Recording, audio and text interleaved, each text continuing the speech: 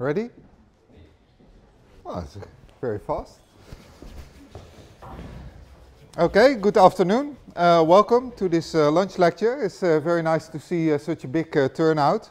Always the question whether this is due to the free lunch or to the topic of the lecture. But let's see.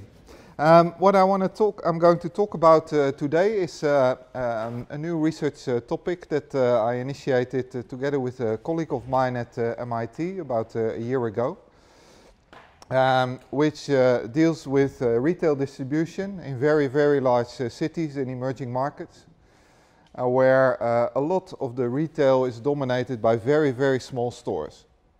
So how many of you have ever been in a city of more than 10 million people? You lived in one, I know that.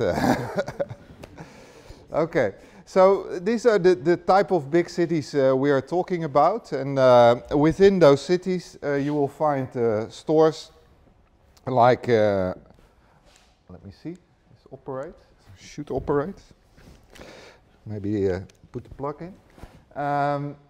The stores like these. I think this picture was taken in Colombia. So what you see over here, this is basically the entire store. This is not just the corner of the store, this is the entire store. And you see over here different types of products, canned products, some cookies, chips, drinks, etc. Part of it is secured away because not all the customers can be trusted all the time. This is another example of such a store. Again, example of being a bit guarded. And this is also a store. So this is a mobile store. And there are many, many of these stores. We estimate there are around 50 million of these stores in emerging markets. And they are huge and they are of a very large and substantial importance to consumer packaged goods manufacturers, like companies like Unilever, Procter & Gamble, etc. So, for instance, Procter & Gamble, they last year they said that the collective set of these small stores is their second largest customer worldwide, after Walmart. So Walmart is their largest customer, and this set of small stores is the second largest customer. What I want to talk about today is why these stores are relevant. Because you could argue that, well, once these countries, like in Latin America or South Asia, start developing, that these stores will gradually start to disappear. But we believe this is not the case. So we think they're there, they're very relevant. In these countries, there's a very strong urbanization movement, so more and more people are moving to cities becoming larger and larger. So a substantial share of these very small stores are in very large cities. And this brings about a lot of complexity, as you can imagine. This summer I was in Mexico City, and it is estimated that alone in Mexico City there are already around 1 million of these stores. So you can imagine, you're being logistics students, of the distribution complexity. Over here in the Netherlands, a retailer has maybe 300, 400, 500 stores, points of delivery. Over there, Coca-Cola in Mexico has 1.2 million points of delivery that they deliver directly. Then I will talk a bit about the characteristics of these stores and the distribution structure, and then the consequences, the implications for suppliers, how should Unilever deal with them, and for public policy makers. Because what's the impact of these stores, and what are there for interesting research opportunities, because that's in the end what I'm interested in, to further develop a research program where we study these stores. A bit of an idea on how megacities have developed, and also showing that these megacities are a relatively new phenomenon. So in the 20s and 50s, there were only a handful of these megacities worldwide. The most recent number, this is I think a number from 2 or 3 years ago. There were already 78 cities worldwide with more than 5 million people. And a large share actually also has now more than 10 million people, what you see over here. Also, if you look at this list of cities, you will notice that most of these cities now, they are in emerging markets. So these cities are not in Western Europe or North America, with the exception of a very few. By and large, they are in Latin America, they are in South Asia, and they are in China. And you'll see that on the map over here. Here, these cities here in Central and Southern America. Here in Asia, huge concentration of these cities. And also in Africa, this is now developing. A number of these cities, like Lagos in Nigeria, for instance, is a huge city of more than 10 million people. If you have these large cities and you are a public authority in the city, so you are the mayor of that city, you are basically faced not only with the size of the city, but also with a very rapid growth. And actually these cities, they grow faster than what the infrastructure can deal with or what public policy can deal with. So you see a huge volume, very large cities, millions of tiny little stores, and streets that are basically congested all the time. So you can't move anymore in these cities. You're stuck all the time in traffic. It's, if you are in Beijing, for instance, occasionally I am in Beijing, and I always, whenever I have a meeting, doesn't matter from where to where, it always takes 2 hours, right? Yeah. So this is actually unique dynamics. We think this is really unique, and it's different from what we see in the developed world here. Of course, London is also a very large city, but the growth of London, it has been substantially slower, and that means that to a certain extent public policy can keep up with this growth. So policymakers, they can start instituting regulations, etc., pricing to deal with this, and this is not so easy in these markets where also sometimes regulations are not always easy to enforce. So we see large growth. Growth is also growing faster. Right now, there are 100 cities worldwide that represent more than a third of global GDP. So basically, if you want to do business, you have to be in these cities. The share, this is actually, you can also say it's very simple. Huh? So if I want to sort of reach 40% of global wealth, I only need to focus on 100 cities. So if you look at it from another angle, you could say, well, this makes my problem relatively easy. Of course, within these cities, doing business is very complicated. The growth is accelerating. So the share of these cities is expected to double, the number of cities as well. And there are statistics, of course, these are projections. That, for instance, McKinsey Global Institute, they talk about the global 600. These are 600 cities. And by 2025, these 600 cities will have more than half of global wealth just within these cities.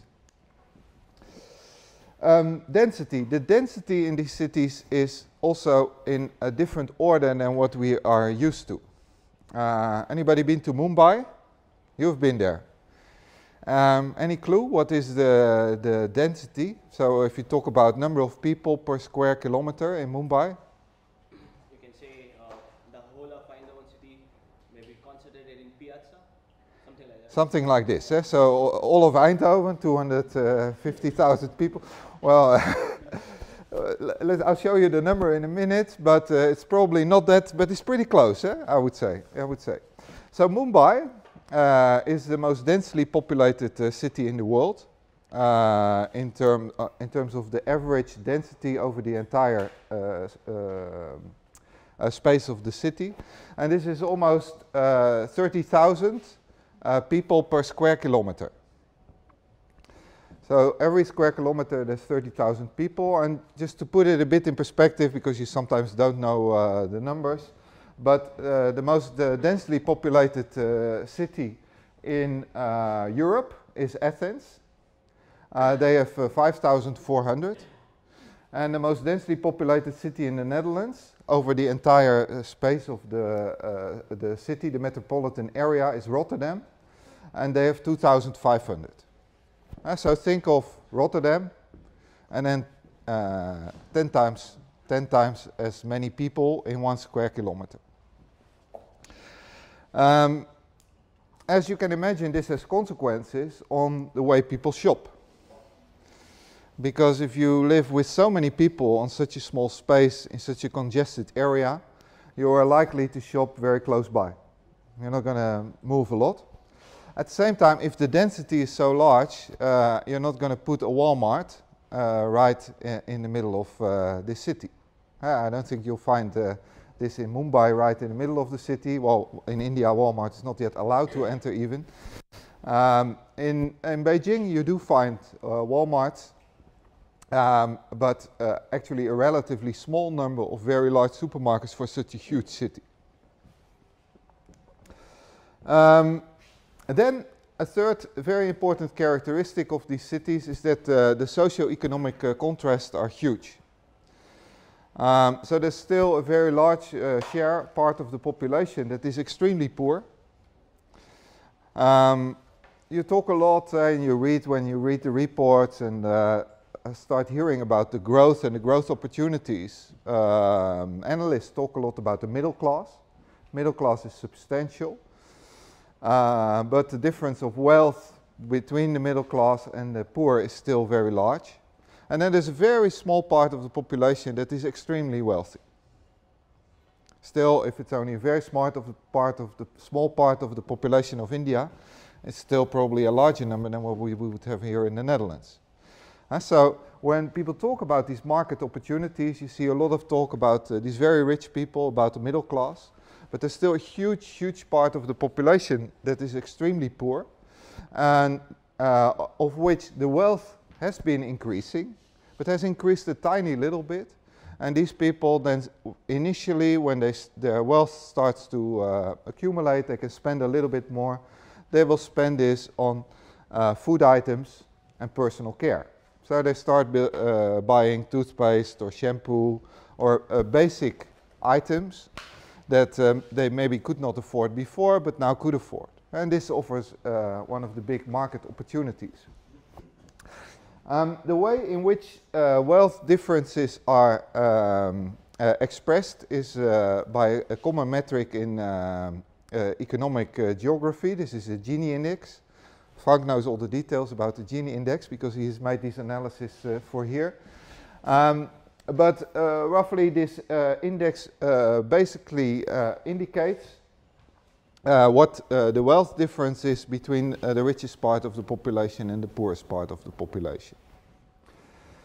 And you see some interesting developments. So let's, if you look sort of at the overall picture, so here are most of the European countries. So in the northwest corner, which means a relatively high income per capita and relatively low income differences.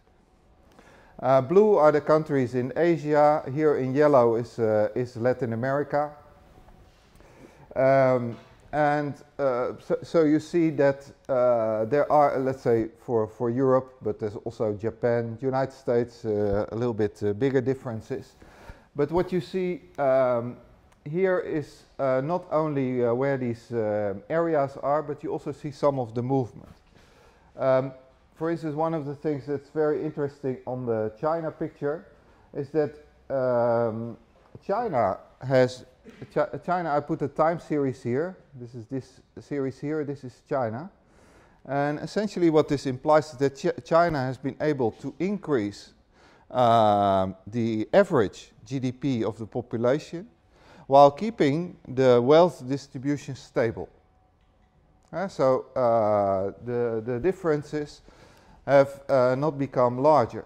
For Russia, it's a completely different picture. So from Russia, there's also, these are the time series for Russia. So you see for Russia, there's also been an increase. So the numbers, they do go up.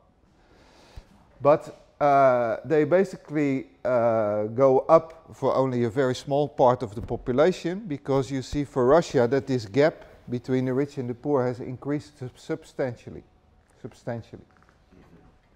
And if I recall, this is a measure between the 10% richest and the 10% poorest of the population. Now, these type of indexes and analysis, they actually are like a picture for the retail landscape, because the income and the income pattern and the disposable income tells to a large extent where you shop, what opportunity you have to go in your car to the Walmart, or what necessity you have to buy in the shop around the corner, because that shop around the corner may give you an informal credit. If you don't have any cash, and I know that he lives around the corner of my little store, I know he has a job, so next week he'll likely to have some money, so I'll give him the cigarettes for free this week, and next week he'll pay me. But you can't do that at the Walmart. So your low level of income will actually determine to a large extent your shopping behavior. What you also see in these cities, and this is a picture of Bogota in Colombia, is that within the city, the landscape is extremely diverse.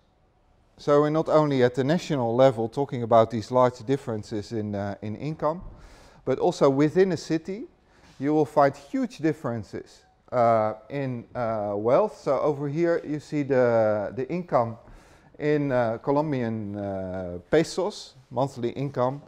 So here you see, for instance, this is an area where we have 267,000 Colombian pesos. Divide by about 2,000 to get US dollars. And here in the top left corner, we see an area where it's more than 2,000 pesos. Now, these are relatively far apart, but you also see areas that are actually very close to each other, actually next to each other, where you would see these differences. And now notice this when I was in July in Mexico City. I went on a delivery tour to deliver water to these small stores. And there was a huge road, a highway in Mexico City, and on one side of the highway there was a steep, I think Laura may recognize the description, but there was a very steep part, very poor neighborhood, characterized by lots and lots of these very small stores. And going just across this road, maybe a few hundred meters apart, was a very affluent neighborhood, very expensive houses, totally different character of the stores as a consequence. And again, translate that into what this implies for distributing, because it's a difference, and this is just a separation by a road. It's if you look at it from a distribution perspective, it actually means that you need to look at this as if you're serving completely different areas in terms of distribution characteristics. Last item before I move on to the actual stores is that for all of these cities and for the city governments, freight distribution, this is not the priority. The priority is people mobility, because people have to move to be able to get to their work, etc.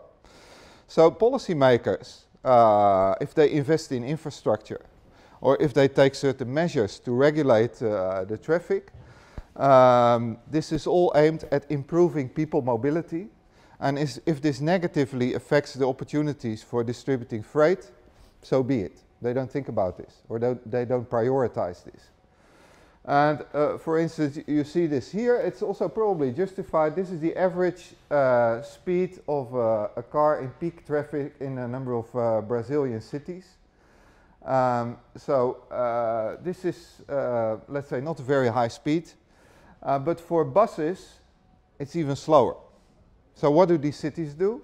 They create these big lanes where the buses can ride for free, especially in Latin America, but now increasingly also in China. In a lot of these cities, they are developing these metro bus systems. So there are buses on a completely free line. They run like a metro. And here you see some statistics in the growth of these bus corridors. But all infrastructure, the infrastructure is already limited. And then of this limited infrastructure, you allocate this to this bus traffic. This actually implies that the available infrastructure for freight traffic becomes less and less.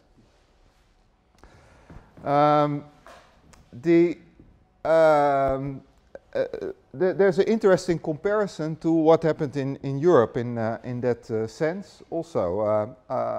It's very interesting. I didn't put the pictures in here, some statistics from Paris in the 1960s. So prior to 1960, within Paris, all of the distribution centers towards retail, they were inside the périphérique, so the ring road of Paris. So inside the périphérique, which is essentially the old part of Paris, and inside there were lots of distribution centers. Government started to act on that, basically banning these centers out. And if you sort of fast forward, right now actually most of these distribution centers are 30 to 40 kilometers outside of the périphérique.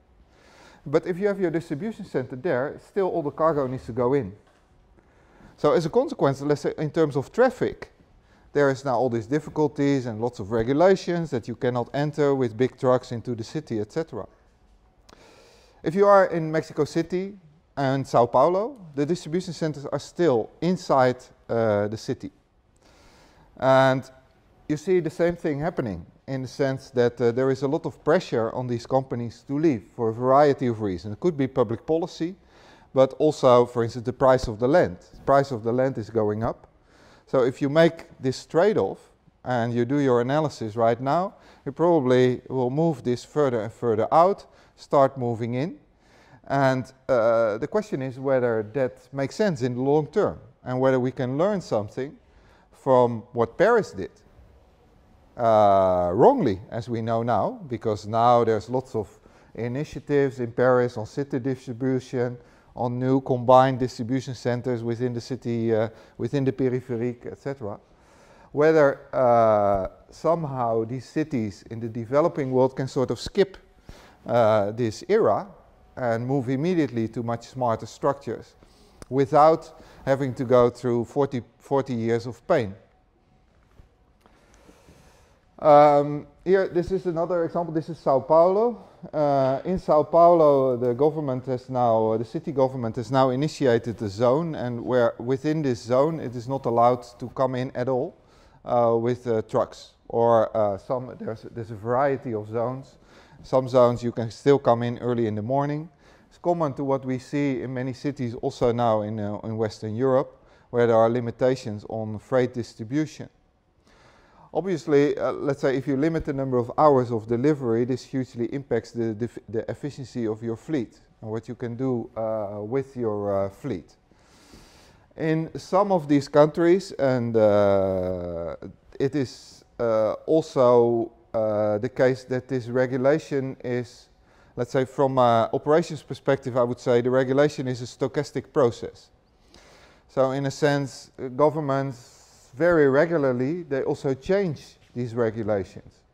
And you can imagine this, if your city is growing so fast and you're trying to deal with this, but you're sort of being passed left and right by all the developments within your city, and you try to create measures to counter this, you're almost always too late. So you see as a consequence there are lots of policy changes, etc. But if you are designing a distribution structure, and deciding on the location of a warehouse or on the location of a cross-docking point, you would like at least some stability in the regulations. And this makes it very difficult for these companies to operate.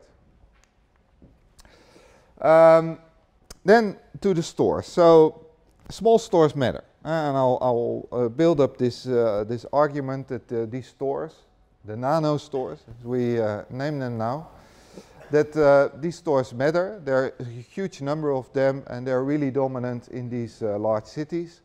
And let's say from a supply chain perspective, we have the complicated factor that there is also associated with these stores a physical flow of cash. Because virtually none of these store owners, they have bank accounts, let alone credit cards or other types of electronic banking activity. The entire economy in these stores, in these communities, is based on cash. And because of the huge income differences, it's not always the safest place to have a lot of cash in your pocket. And without any exception, all of these companies, they have a very explicit way of dealing with this and of designing their supply chain of cash, completely in conjunction with the way they have their regular supply chain of goods put in. And I know when we teach you supply chain management, we talk always about the flow of goods and the flow of information and the flow of cash, or flow of money. But the flow of money is interesting in our world, and it gives us additional opportunities in terms of supply chain finance. But here the flow of money is still a flow of money. Yeah, so there are banknotes actually changing hands.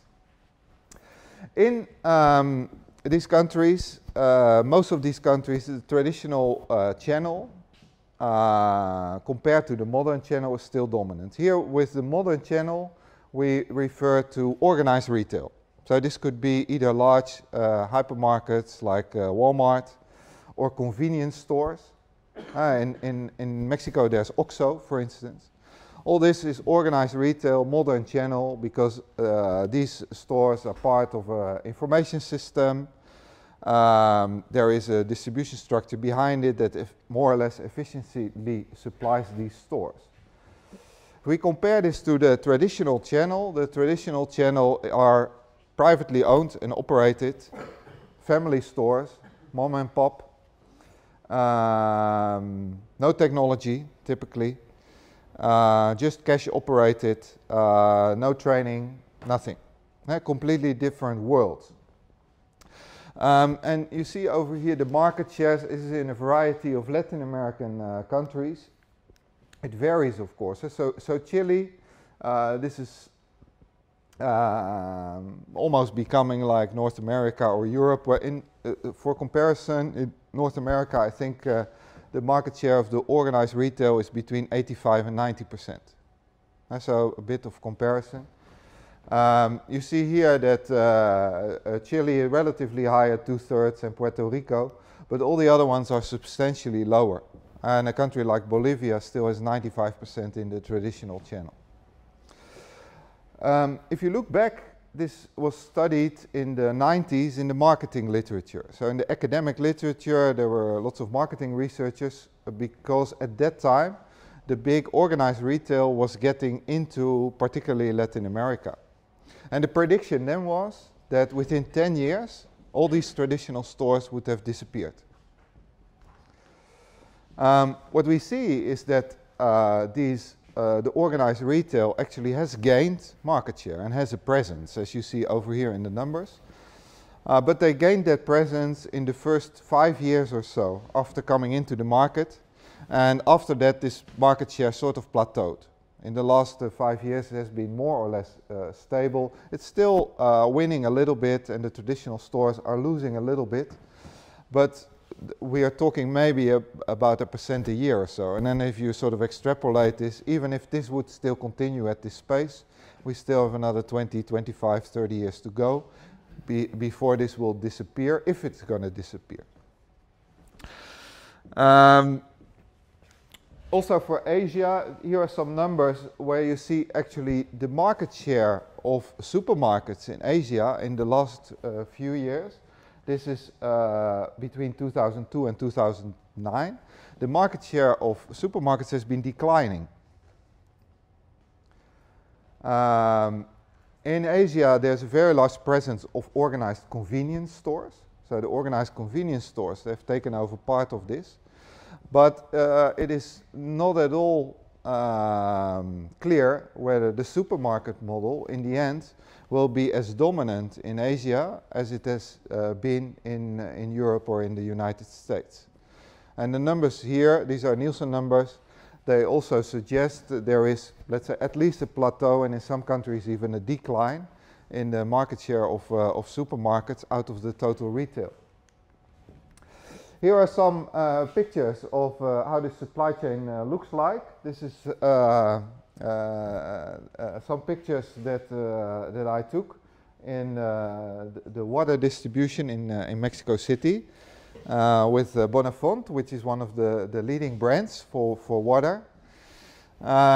This picture is a different DC because I didn't go to the DC, but I put this picture in because if you look at these stores and at this supply chain, it's almost like there are two worlds. Because if you go to the distribution center of the manufacturer, this is the most modern you can imagine. These are often automated warehouses, very high tech. And then if you go further down in the supply chain, you basically see this was you see the little guy is the one who guarded me in these dangerous neighborhoods, and I'm the big guy next to him. And you see over there, for instance, when he gets the material and he gets a little van, electric van to take it over to the stores, and there are 12 bottles of water in a pack. But he says if I sell 12 bottles of water, the availability of cash in these stores is so small that I'm not going to sell anything. So he had like different types of water because he had all types of taste. So what he did is basically he tears it apart and then he mixes it. So he puts, I think, 6 different types of water in the same piece of plastic. So he sort of half tears it open and then takes it out and mixes it. So he does kind of repacking, basically on the street, because otherwise he's not able to sell it. And to take it even further is in terms of selling it, we were there early in the morning, so like 7 a.m. We arrive at the store, but early in the morning there's not been any sales. So what they do is actually they put the stuff here outside, bigger retailer here, and just leave it there. Very strange, eh? If you would leave anything in the street there, it would be gone in 5 minutes. But this stays there without any problem. And then he comes back later in the afternoon after they have sold it in the store to pick up the money, the cash.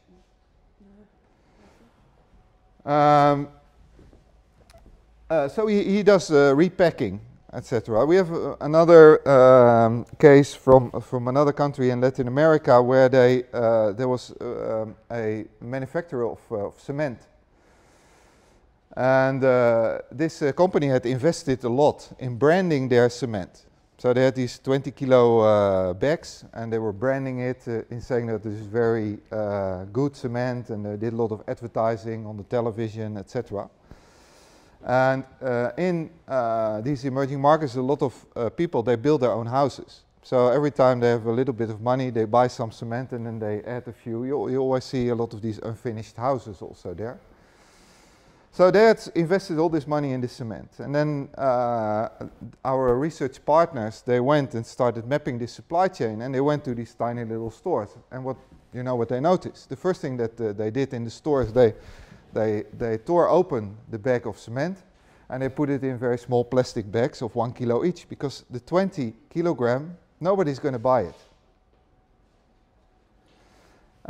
So you see still a lot of, let's say, very basic operations that maybe you would call cross-docking or merge in transit, or you can give it all kinds of modern names. Also, what you see in the streets is there are many of these little carts there that actually deliver. This is in the downtown area of Mexico City, and over there some of the streets are very narrow. So that's why they use these very small vans there. Here are just 2 in the picture, but I've seen spaces where there were 5 of these little vans parked in front of one 5 square meter store. Yeah, because every supplier has its own delivery system. And I'll come back to that in a minute. To give you a little bit of an idea of the numbers, these are 9 different companies with different types of products. To give you an idea on the drop size. So the blue line is the number of clients per route. So you see over here in a single route in a day, they do 100 drops. 100 drops. This is a huge number. If you compare this to anything we're used to here, but of course, the drop size is very small. Again, these are Colombian pesos. So you see maybe $10 a drop.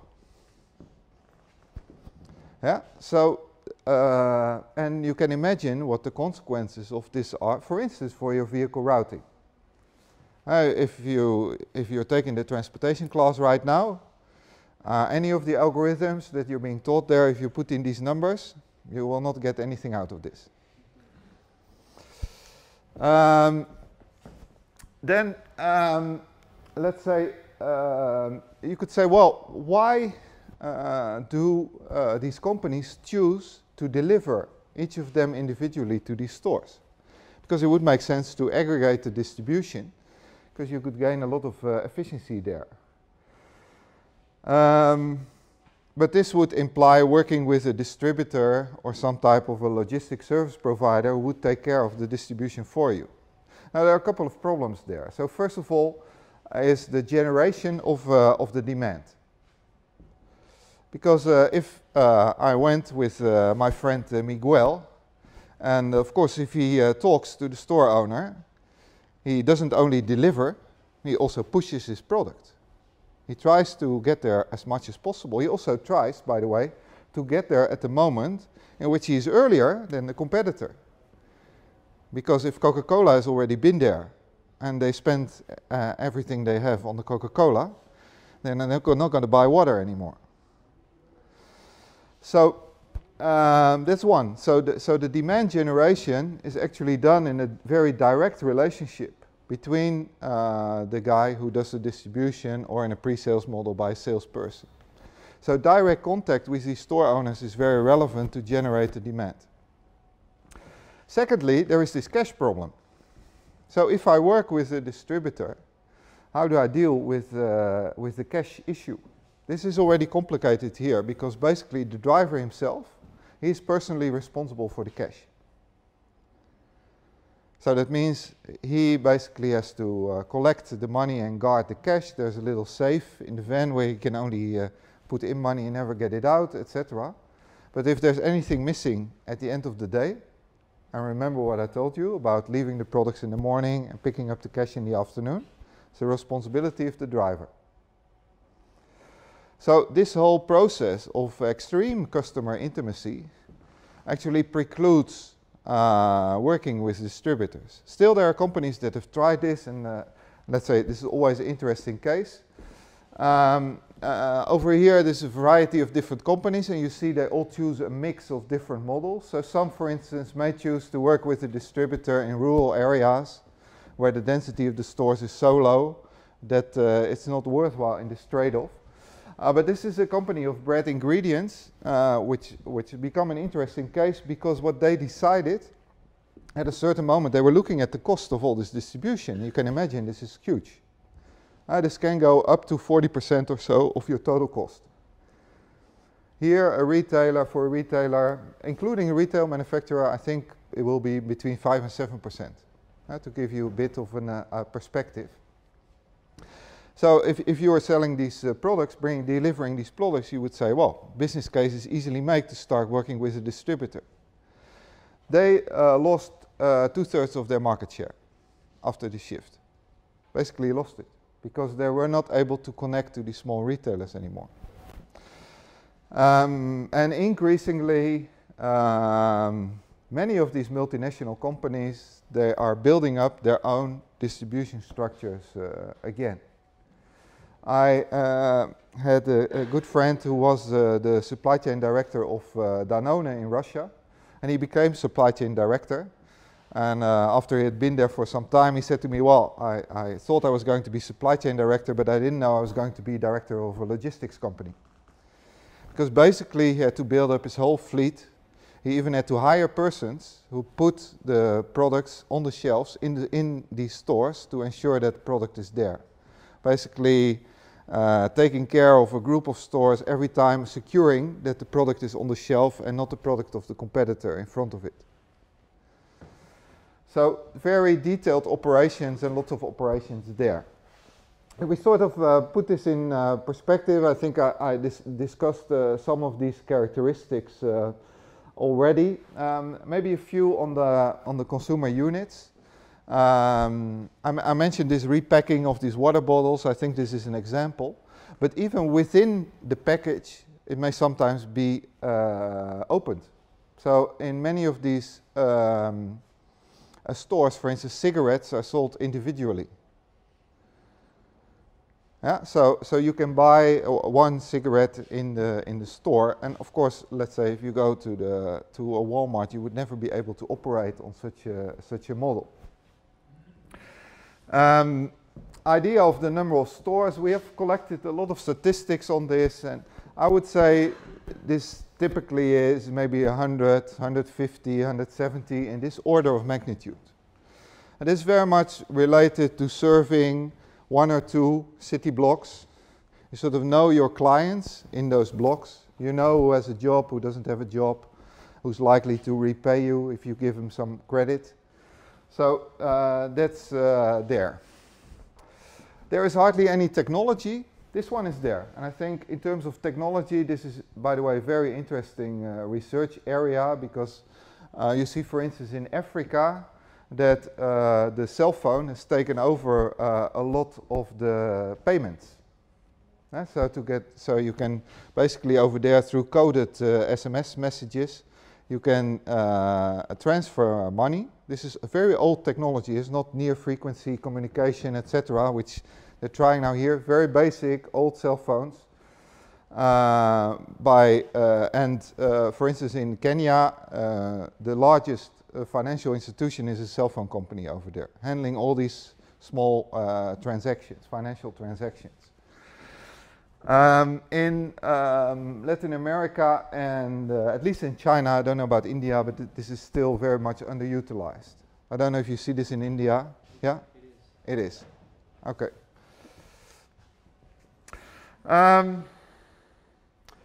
One of the delivery strategies is to work with pre-sales.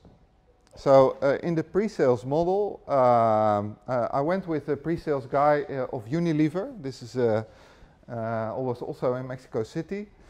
And in the pre-sales model, on day one, there is a sales guy, and he visits, let's say, in Unilever case, was 70 to 90 stores a day. I think of the frequency, number of stops, etc. Visit 70 to 90 stores a day, basically looks in the freezer. So Unilever have, I think, 12,000 freezers or so in Mexico City. And they basically look, well, which products are still there, and then they make a suggestion to the store owner what to order. And they have a little handheld device. They place the order, and that's the pre-sales. And then the following day, the actual delivery takes place. So the actual delivery comes, and then the cash is collected by the delivery guy. They generate the demand, they process the order, and also what they do is they very much look at the product presentation. You can imagine if you have a freezer, this freezer is owned by Unilever, given for use to this retailer. But let's say maybe you would like other products being kept in there. But this is not according to the agreement. So when this guy comes in, he first looks at whether there are any competing products. And they go to the bottom of the freezer. And then they have these little racks in the freezer and make sure all the Unilever products are nicely presented.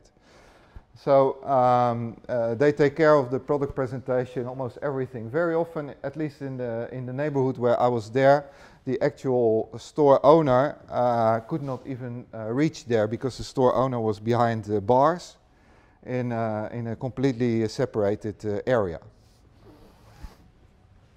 Now, if you look at the models for distribution, I would say there's a wide variety and probably all kinds of gray distinctions, but this is sort of the general picture.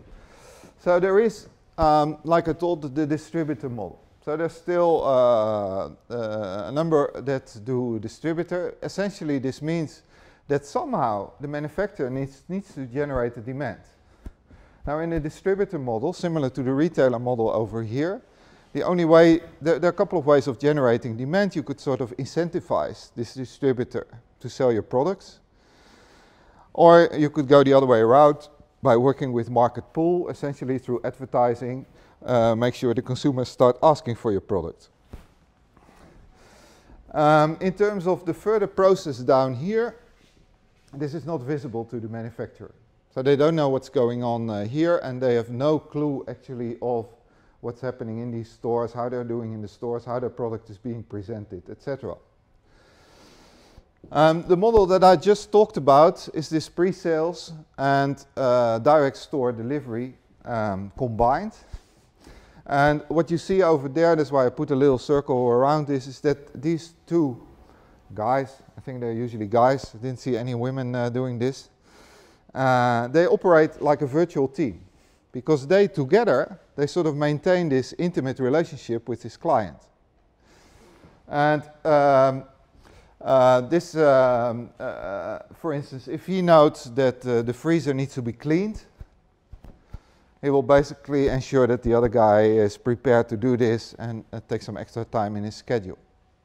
Because together they have to ensure that this client remains happy. There is another model which is onboard sales. So in onboard sales, I have essentially direct delivery, but I sell from the van. It's pretty close to the water delivery, but there are other companies who have perfected this even more. Essentially, for those of you, probably you're all too young, but at least when I was a little kid, there was the SRV-wagen. I don't know, anybody remember this? Yeah? This was like it, essentially. Yeah? Then it came to your home. It was like home delivery. It was Albert avant la lettre, denk ik. But in this case, they sell to these small stores with the assortment directly from the back of a little van. And for instance, Nestlé has been very successful with this model. These are some data which we have taken from Morocco. One of the, I would say, challenges from a socio-economic perspective is that generally in these nano stores, in the traditional retail, the prices are a bit higher than in modern retail. This is because the Walmart has some more negotiating power towards Unilever than this little store owner does.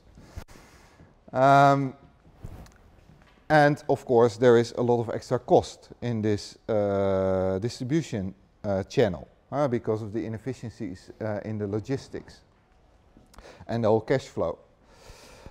So this implies that the price is a little bit higher, and this is actually sad, because this implies, remember what I said, it's the poorest people that buy in these stores, but this also implies that the poorest people, they're actually paying a higher price than those that can afford to drive to the supermarket and buy in larger quantities.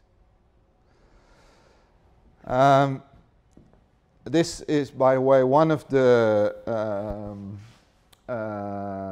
reasons why we are in discussions with the World Bank also on this research, because they have poverty alleviation, one of their main objectives. We think this can make a contribution there. In Morocco, you see that the price difference is about 2.5%, so more expensive in traditional retail than in modern retail. And this is even in the case in Morocco, a lot of these prices are regulated, so the government regulates the prices of a lot of basic foods. So there's actually not a lot of room to play with, because the prices are really artificially kept low. Also there we see these consumer payments in cash, and you see that here, this is an amazing number. This means half of the payments, they are delayed. Half. So you can imagine, let's say, if you're there to supply the goods, you may also not get your money immediately. Yeah. Also, the outstanding payments, they are about a month, huge amount, and this means that this is for a store, an average store that has about 2,000 euros of turnover. They have about 200 euros in outstanding payments. Several percent also default. From the delivery perspective, this implies that there is also efficiencies because there is no cash. Because a certain number of suppliers, they are not prepared to leave the goods there if the money is not there. This, by the way, is a very interesting optimization problem, because this basically means you somehow need to estimate when your competitors arrive at the store, and you have to design your route in such a way that you do better than your competitors in being there before at the bigger stores. I don't know. Can imagine all types of nice problems for this. I think there are some very interesting modeling opportunities there as well to further improve this and improve on the local knowledge. Now, moving towards conclusions, why do these stores survive? I think I've already given a number of arguments. So there's convenience. So they're close by, no need to travel. A large part of the population has limited access to transport. So even if they would have the time, they won't be able to afford it. Sales in very small quantities to account for the limited availability of cash with the consumers. So it's not the price that is actually driving the sale, it's the cash. Informal credit, talked about this. Very low barrier of entry. So basically, let's say if you just open the front of your home or your garage door, you can start a store. And this is actually also what happens. So there are some interesting statistics from Argentina that after the peso crisis, so in 2002 the Argentinian economy collapsed completely because their currency suddenly devaluated 75%. And so there was instant poverty, unemployment, etc. And at that moment, the share of the supermarkets dropped dramatically, and the number of stores, number of nano stores, increased drastically. Because what do people do if they don't have a job? You open a store. There are some indications now, I don't know whether you've seen this in the press, a couple of months ago Unilever announced that they are going to decrease the size of their consumer packages in Spain. So Spain, obviously not in very good economic condition at the moment, and Unilever are taking some of the models, SKUs, let's say for instance selling cookies only in packages of 2 instead of a whole roll of cookies. And they are applying this now to Spain. And finally, and I think this is not the least one of the reasons, I think these consumer package manufacturers, they have an incentive to have these small stores survive. Because they make a bigger margin. There is sort of scarce evidence, but there have been a number of studies around that suggest that the net margin is substantially larger for these consumer packaged good manufacturers if they supply to this channel than if they supply to a very powerful negotiator like Walmart. So they have an interest and they develop their systems to supply. They're looking at, of course, how to gain efficiency in this system. What are we doing? Let me skip this because I want to come to a conclusion. But essentially what we are doing in the first phase of the study is across a number of countries we're basically mapping this supply chain and these retail stores to sort of analyze this to ensure we have a sound basis, and at the same time already start up some research in terms of modeling and empirical data analysis how to improve decision making in these supply chains. We are working with local universities across all these countries, since they help us in collecting the data on the ground. We are aiming for a book, which will also have the title Reaching 50 Million Nanostores, somewhere in the second half of next year. And we hope to start with a couple of PhD students also in next year to do some more formal analysis on these type of problems.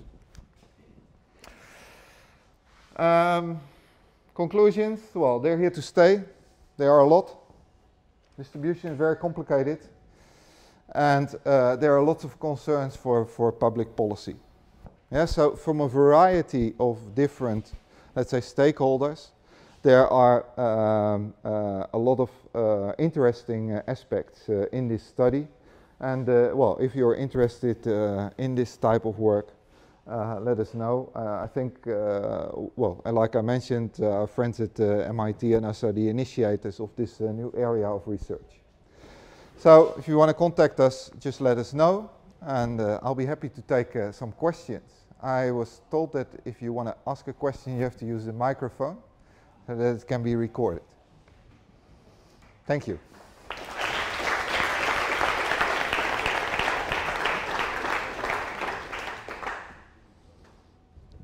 All right, thanks for this lecture at first. And my question is, what are your prospections? What will happen in these nanostores within maybe a larger amount of time, for instance, 30, 40, or 50 years? It's interesting. I think there are two paths in which this could develop. One is that I think for sure gradually this market share will decline. But the question is whether it will sort of steadily decline or whether there will still be many ups and downs, like the Argentina crisis I talked about. With a lot of these new economies, the growth is not very smooth. So you could also question whether that volatility is helpful there. I think if it declines, it will not be replaced by supermarkets. So where it will be replaced by is by organized retail in convenience stores. So small stores like you have over here, the AHA to go, Mexico OXXO, in China Watson's, 7-Eleven. And so those type of stores, they try to sort of enter into this, this marketplace. I think what we will see is that there will be huge differences between countries, and I think my gut feel, but I have no evidence yet, but Martin is going to find out something for me, is that this Gini index in terms of the difference between rich and poor is actually going to be a big driver. So you see, for instance, in the cities in China, that the organized retail, in the big cities, the first tier cities, that organized retail is much more dominant. But over there, the relative differences between rich and poor, they are smaller than what you see in the other cities in China. So I think that's an important driver. Something has not been studied yet, but I'm thinking this could be a very relevant indicator. Okay, thank you for the presentation. Could it be that another advantage of these nanostores is that they don't pay so much tax as normal supermarkets? Yeah. So maybe that's the reason why they exist. So, so many numbers. Yeah, yeah. So this depends a bit on the country, but we know that, for instance, in Latin America, a lot of these stores are not paying any taxes because there's not a proper registration system, and with the cash economy, it's not there. I think a lot of developing economies, they have the difficulty of sort of getting their tax system in place. With lots of these small stores, this is not so easy to enforce. In Morocco, where we've also done research, they do. So over there is a very well organized, probably inherited from the French bureaucracy system, where actually all these stores are registered and they know exactly what's going on. In Mexico, they're trying to do this at the moment, and there's some type of national statistics developing. The interesting question will be whether that will make these stores disappear or not. I don't know. Okay, thank you. Yeah. Good remark, very good. Is there been some research about the packaging of the things? Because, okay, taking into consideration that you are saying that, well, yeah, that they are making, for example, about the cookies, just a package of 2 cookies, Yeah. they're like, I guess not so green.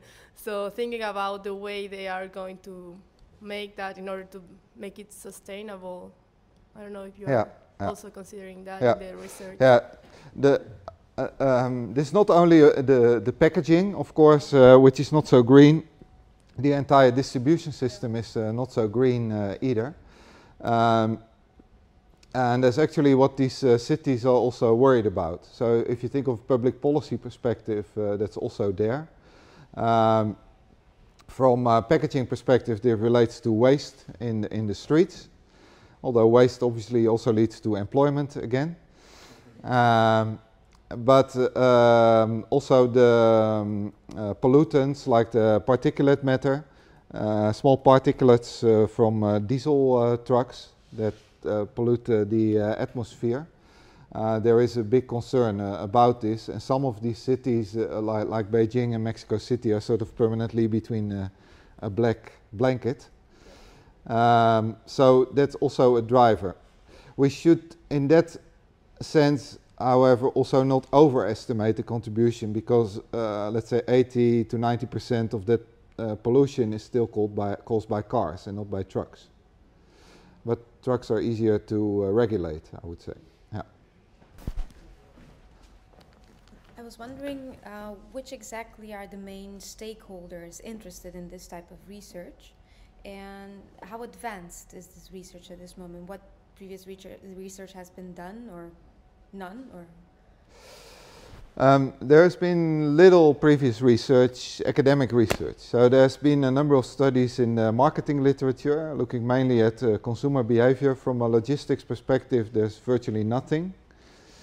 I would say probably the most advanced data collection that's now taking place, because I think most of it is still in the area of data collection, case studies, sort of understanding what's going on. I think, let's say in all modesty, we can say we have done some of that work, but also a number of strategy consultants are very active in this area.